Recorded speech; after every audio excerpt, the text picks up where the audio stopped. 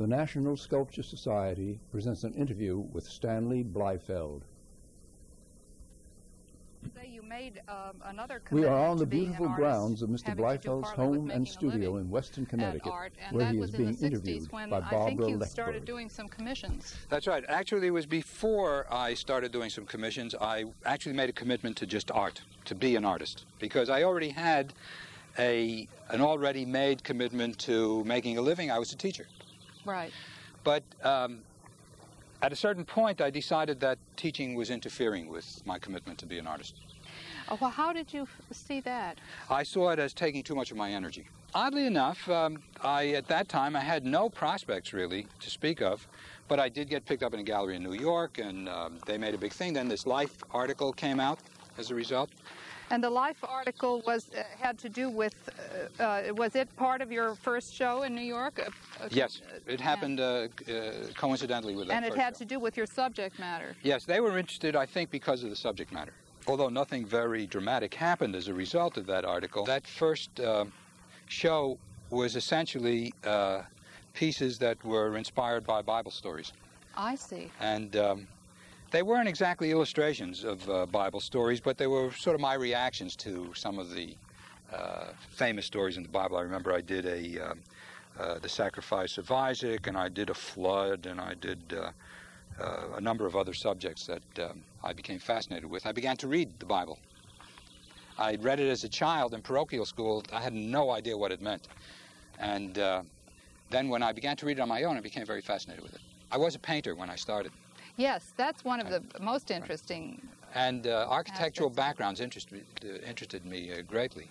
And so I found that I was putting them more and more into my pieces, into my work. And after some years, I finally was able to give up the figures altogether and just stay with the landscape and the architecture.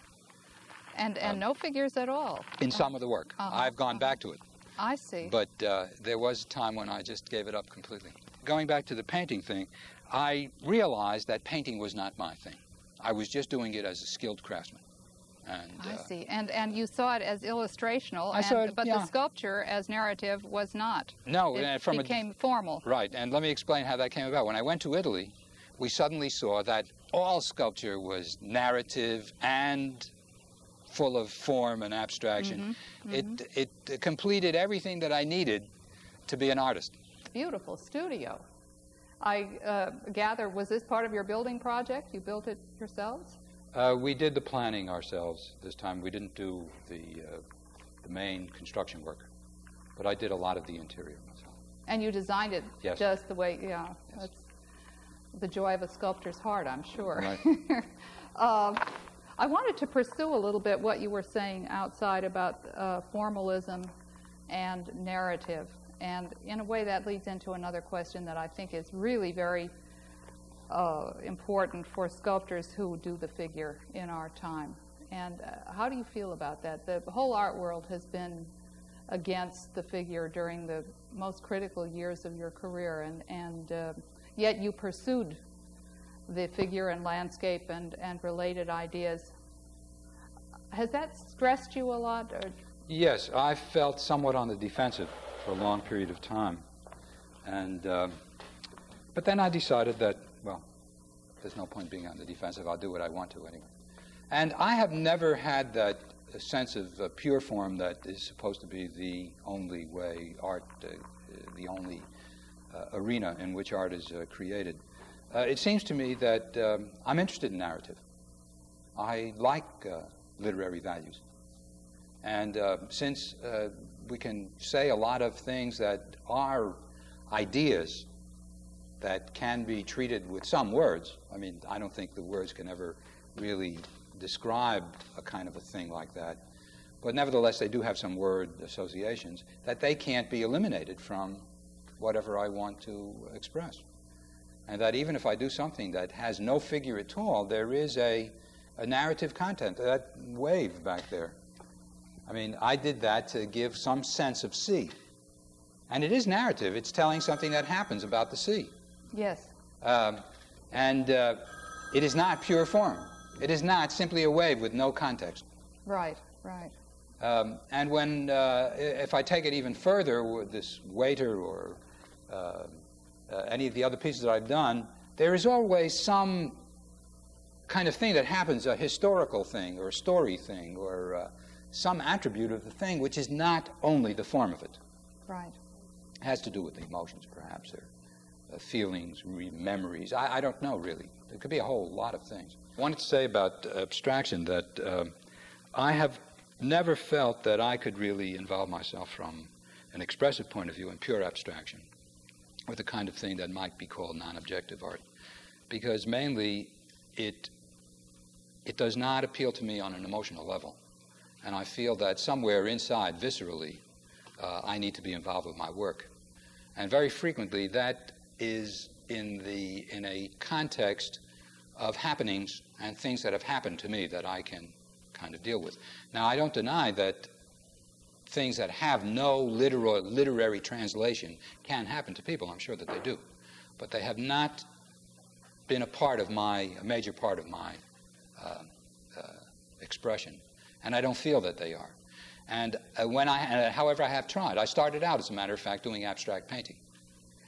And I found that what I wound up doing were things that were puzzles, that they wound up solving a puzzle, that I would start out the painting with a kind of a series of questions and then gradually try to solve them visually in some way. And that never really appealed to me more than just that, playing again. Well, that's a sort of cerebral right. Act, and apparently what you are looking for, from what you're saying, is some kind of form that involves both form and emotion. That's right, and some content. The content of the form suggests or draws forth some kind of emotional quality that I can put into the work. It seems to be the electrical energy that makes it work. This piece over here, did you say this was one of the early sculptures? This was one of my first sculptures. As a matter of fact, we had our first trip to Italy was in 1960. In 61, we stayed there during the summer. And in 62, we decided to stay there for a long time, a year. And I did this piece in wax in Rome in an attic apartment that was freezing cold. It was terrible. But I was so excited by all the classical remains of the place, and I peopled it with all the people. I mean, I just found an excuse to do it, that I used the assassination of Julius Caesar. It was a kind of a dramatic backdrop, as it were, Rome was, and I kind of was able to create a whole scene here. I find this really fascinating, the fact that there's such a violent, dramatic action taking place, and yet it really is sculptural. You show what's happening, and at the same time there's a sense of formal dark and light movement that's beautiful, fascinating. Well, this is a theme that has really gone on pretty much ever since, hasn't it? In one way or another, this use of settings and... I think so. Yeah, I think this was one of the first pieces in which I used a setting. I did, one of the early pieces I did was over here.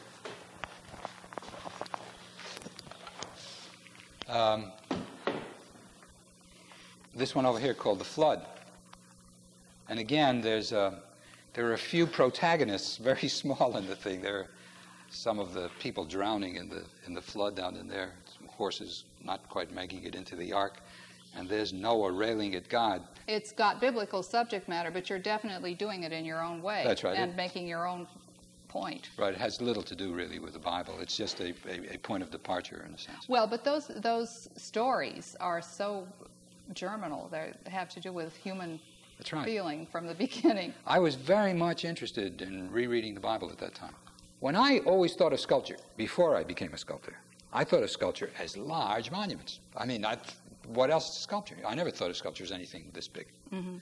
And as a result, I think that without even realizing it and without even coming to any grips with the question itself, I began to do things that suggested size. And I found very early that a way to make things look big is to have something very little in the picture. Yes. And so I could make a piece this big with a great big mountain in it, and put a tiny little figure down the corner, and I'd have my scale. I mean, I was all set. And I found that literally began to work out for me very well. I began to use it in both pieces in which there were figures as well as backgrounds. And then I gradually was able to eliminate the figures, or put the figures as just scale elements. And I got that idea. I used to be very much interested in landscape painting, and I got that idea from reading about Claude Lorrain, who in his large paintings, in his time, in the 17th century, when he did those paintings, it was not yet possible for an artist to just make a landscape. It was not yet. Oh, right. It was not yet philosophically possible for him to just say, this is a landscape. It had to be a story of some sort. Right. So we'd have two tiny figures in the background and say it was the flight into Egypt. Yes, and the rest was a beautiful landscape. And the rest was a beautiful landscape. Yes. This waiter is a good example of what I talked about before, this question of having to have some narrative that kind of gave me an entree into the piece and to actually create some kind of a statement.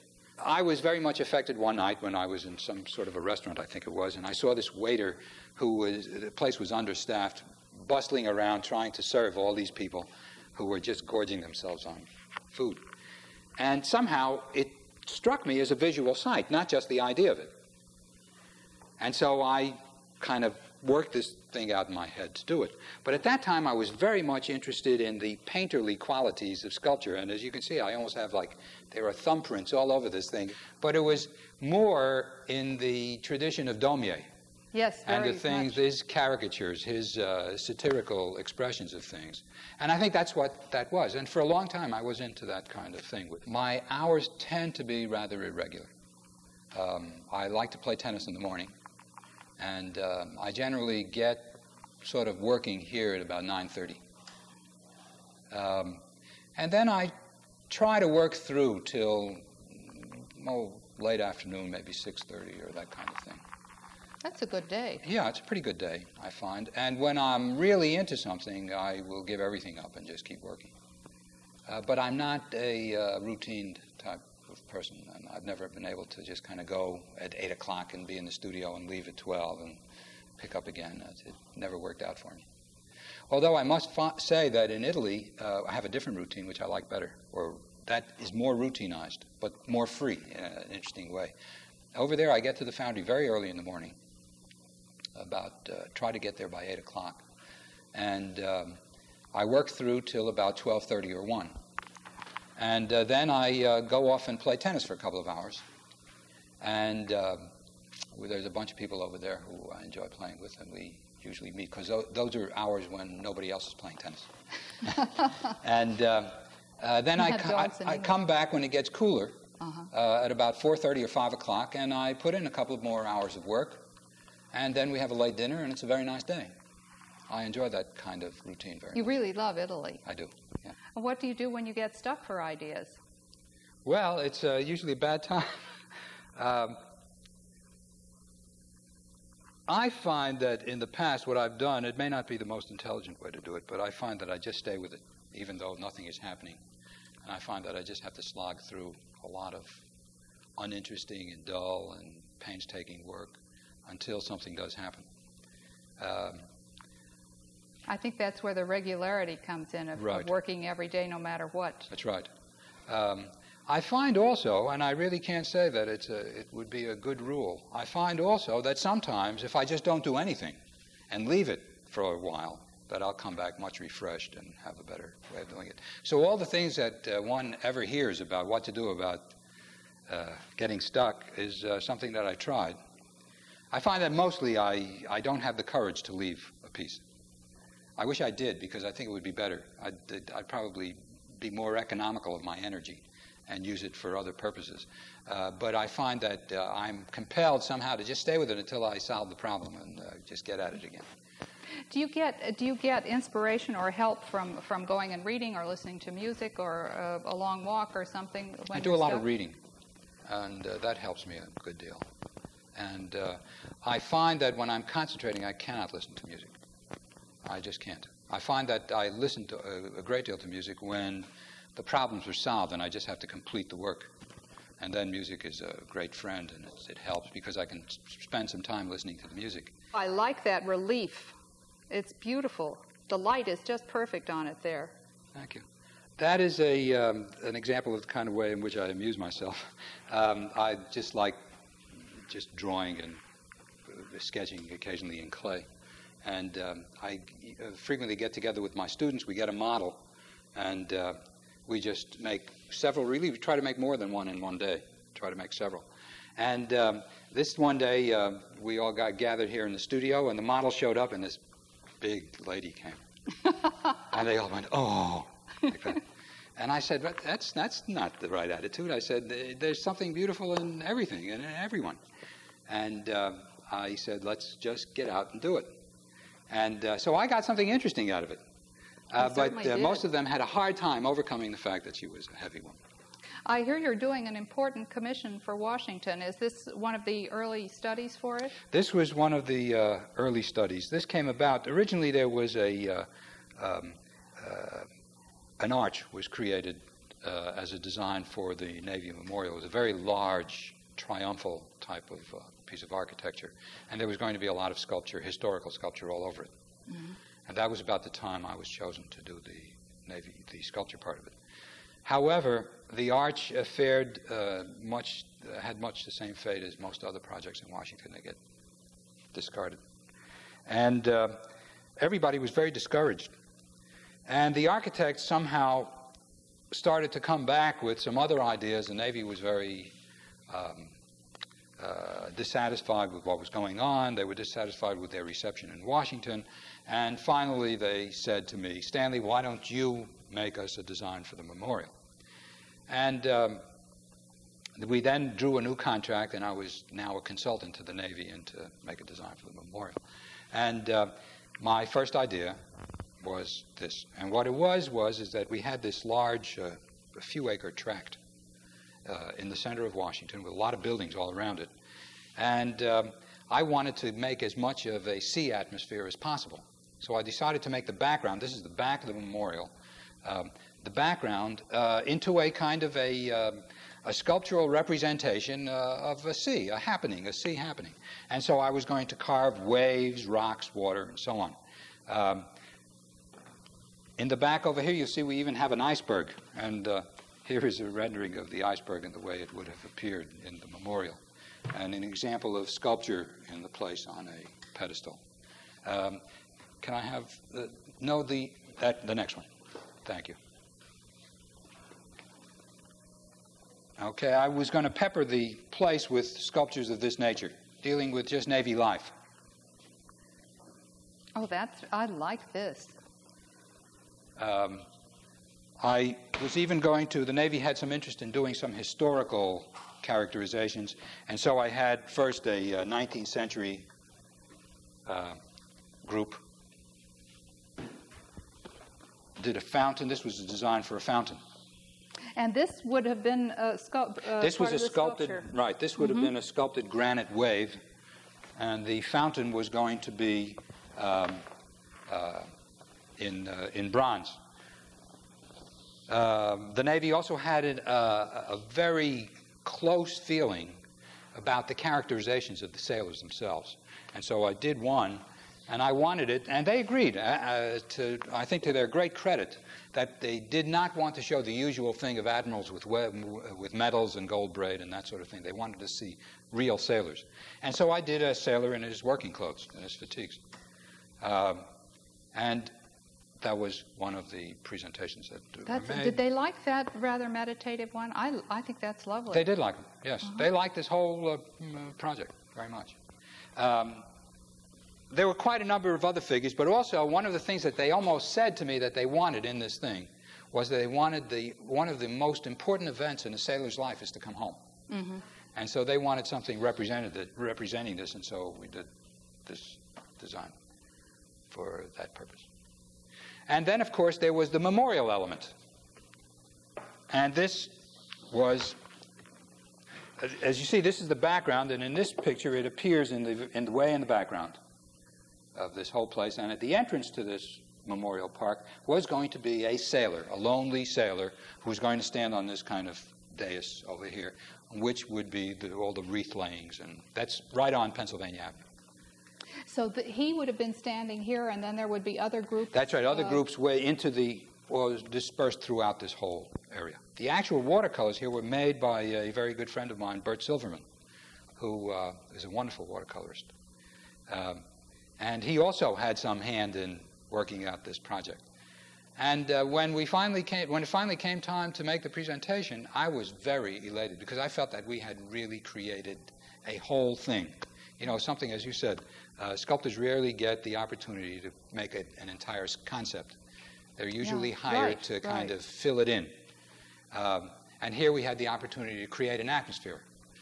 And I must say the Navy itself, that is the people who we spoke with in the Navy, from the Chief of Naval Operations right down to ordinary seamen who we contacted as we made tours of the various naval bases, all went very much for this idea. They really liked it. They liked it so much, and they said that they had heard that there was going to be an arch, and they said, what's that got to do with the Navy? And when we described our project and what we were doing, they thought that that was really wonderful.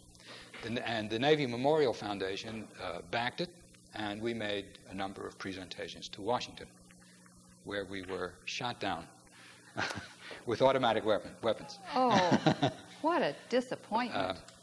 That's just a tragedy. It's rather interesting because that whole procedure is something that I suppose any sculptor has to undergo when they get involved with the whole political arena. Who exactly shot you down? I mean, we got shot down by almost everybody at one time or another.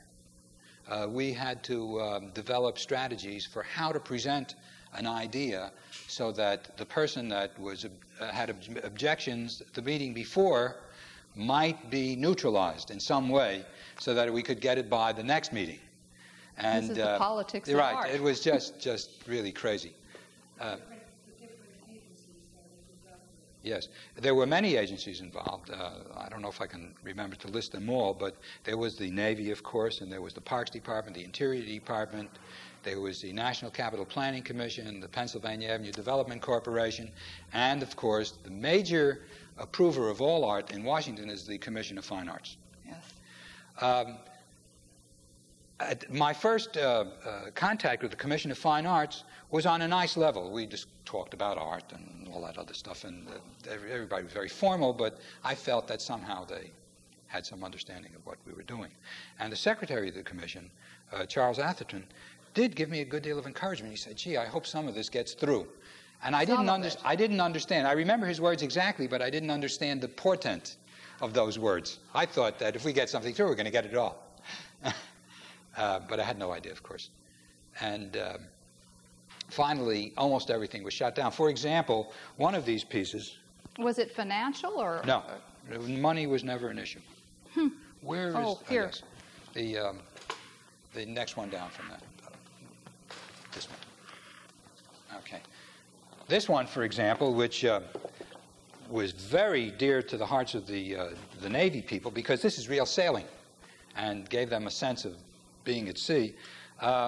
This was shot down because on an aesthetic grounds. Almost everything was shot down on various other grounds, not aesthetic grounds. But this was shot down on aesthetic grounds because it was said that it's not possible to have real water and carved water and sprayed water all in the same complex. That was by the director of the Commission of Fine Arts. And so that idea was shut down. But I have to tell you something very interesting about the political process. Nothing ever lives or nothing ever dies. Because now again, the Navy says, we think that we can get this going again. Really? Right. So after being shot down, this is the model for the one remaining figure. The memorial figure that you saw in the last watercolor rendering is all that remained of this entire project. And even this figure has had a very difficult history of passing through all the different commissions and is now nearing some sort of completion. I'll be glad to show you the enlargement under here. And I still don't know really for certain what its final disposition will be. It's the hazards of commissions. Right. So this is 7 feet tall, which makes it how many times bigger than the... It's almost 4 times, 3.82 times larger than the model. It's rather a large enlargement. It's Professional enlargers don't like to do that. Usually it's about 3 times. Three is even too much for them. They like to go up not more than 2.5. Yeah. So normally, I guess in the old days, this piece would have been done in 2 stages. An interim model. That's right. There would have been an interim model from that one. That one would have been done twice up, and then this one another twice up.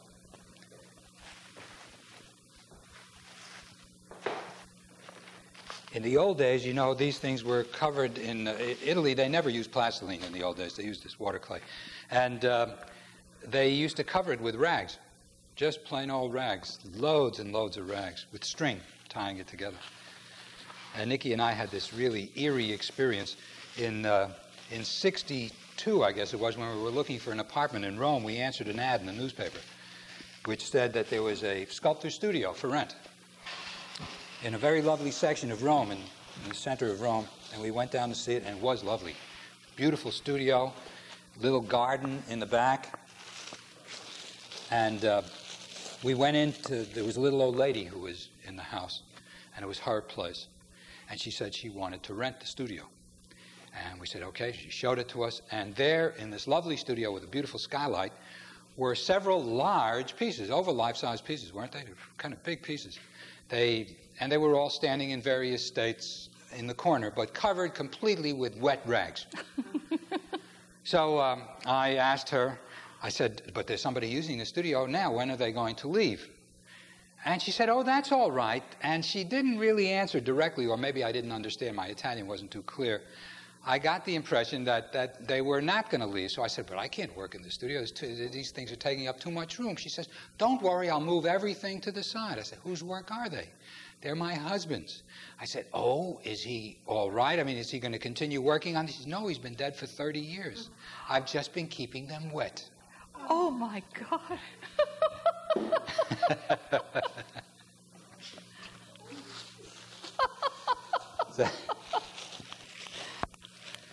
It's like watering the grave. Right. That was a very eerie experience.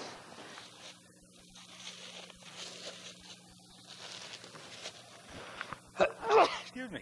I should think the wet rags would have had a tendency on a thing like this with the thin modeling of the coat and all. Wouldn't the rags drag it down? It might, yeah. I guess you'd have to be skillful enough for using the rags. Yeah. Yeah, I found that at times I can, when I want to soften a part of this clay, if it gets too hard, I put towels on, but I throw nails into it. I just keep it. Mm.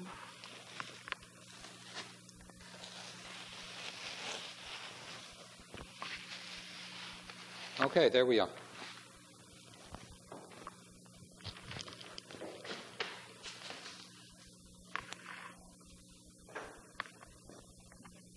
I've got it more or less where I want it, but I have a lot of problems with this piece that I still have to work out.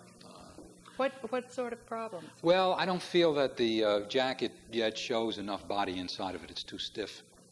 And something about the rhythm of the folds here doesn't really move as nicely as I'd like it to do. Some things I like about it, and I'll continue to keep them. I also want to make a differentiation between this very heavy material of this pea coat and the thinner wool of the trousers. They fold differently. And so I want to... It seems to me you can see that now. The jacket is definitely heavier. Yes. There is some of it now, but Do you find yourself making a lot of changes in the transition from the small one to the size makes a difference? Actually, it does. Now I found that all my measurements have changed from the original ones. And although I haven't changed the piece much, but the measurements have changed, which is quite seriously, as a matter of fact, in significant adjustments of proportion. Right, right. And that could be a problem of error on the small piece, and it doesn't show because it's small, but they get magnified. A little mistake there, but a big mistake. Right. Yeah. And the other thing, now I am just beginning to get into the stage where I have some critical judgment. Up to this point, I've been just trying to reproduce what I had small.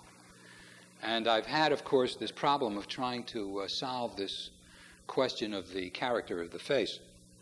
Yes. One of the letter from the Capital Planning Commission stated that it should, this was in approving the model, they said it should resemble less any particular ethnic group. That was the literal words that they used.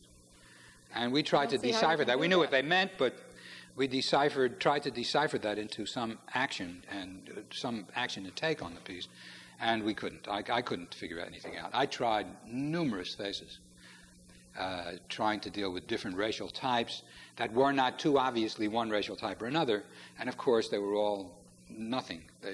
I simply had to deal with a face that I started with as the model for the piece, and that was the one that at least everybody else seems to like.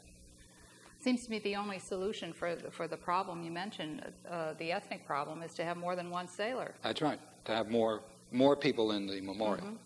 And so this is the stance that the Navy is taking. They want to do that. They wish to put more sculpture into the memorial. There is a question now whether they ever will be permitted to, because it was even difficult to get this one put in. And it's the Navy's thing. It's their memorial, their thing, and yet everybody tells them what they can put in or so on and so forth. It's a very strange kind of business. This videotape was produced by the National Sculpture Society.